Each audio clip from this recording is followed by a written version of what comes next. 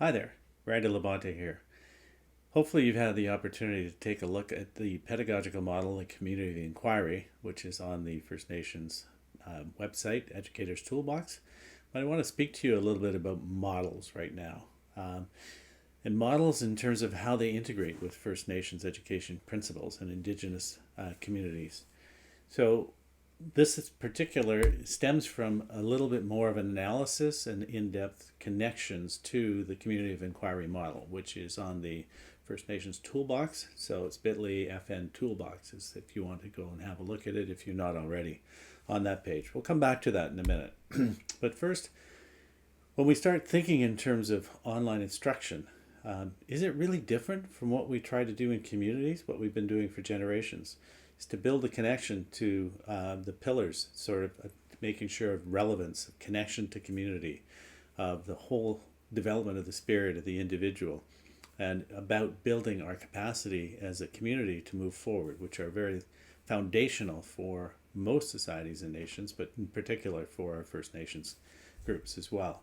So when we begin with that sort of approach, we think in terms of the whole child, the whole components that go into supporting and helping that child to learn and become a solid contributing member of our communities, of our society.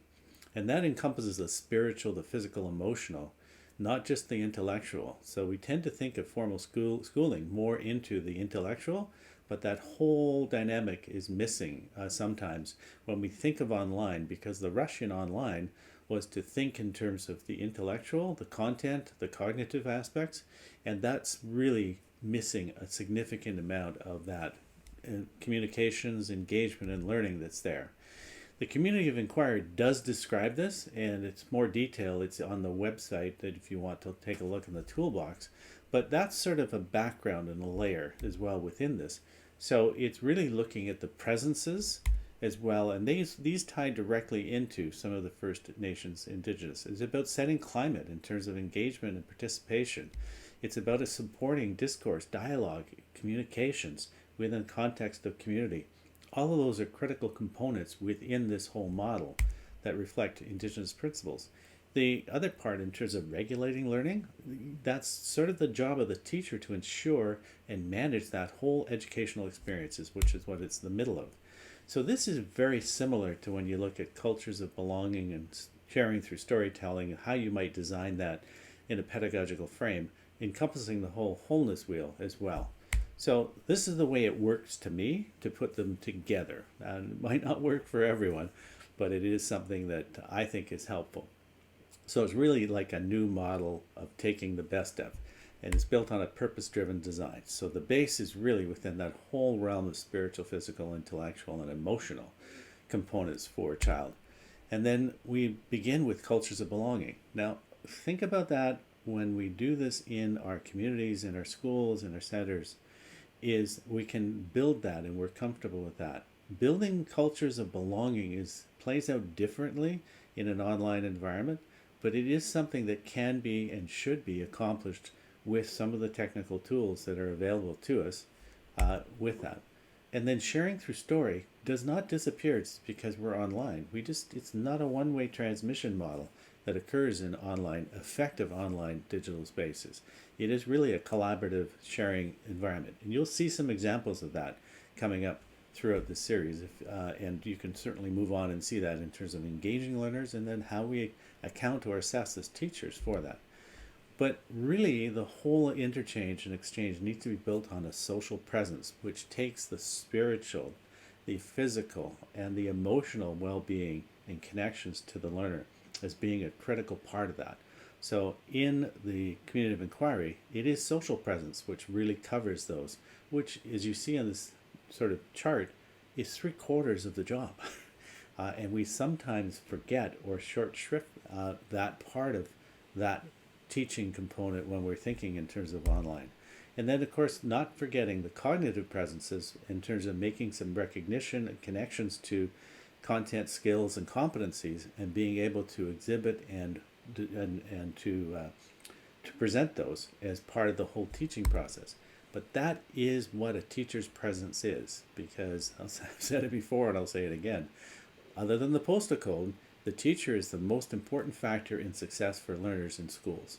So you are, as the teacher, the critical part in terms of that presence and how you build all of that sense of community online.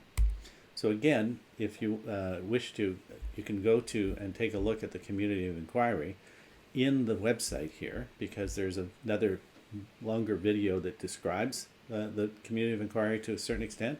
And as well, if you haven't done it before or prior, please do take a look at this survey. It's based on the community of inquiry's 34 questions, which will help you to think in terms of the breaking it down into some specific teaching activities related to the three presences.